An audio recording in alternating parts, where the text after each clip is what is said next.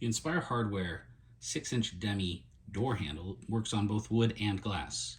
When you receive the product, you'll notice that it comes with two legs. In this example, the legs are flared at the bottom, but typically they will not be. The mechanism for installation varies depending on whether or not you're going into wood or glass. In either case, there will be a joiner piece. The joiner piece will slide in between the two legs.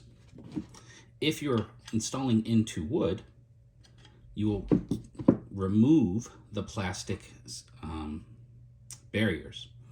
If you're installing into glass, these will remain. You tighten and untighten the Allen wrenches on the legs individually so that the legs can receive the insert. Once the insert goes in to the desired depth, you retighten the legs to hold it in place. This is how you install the Inspire Hardware 6-inch Demi door handle.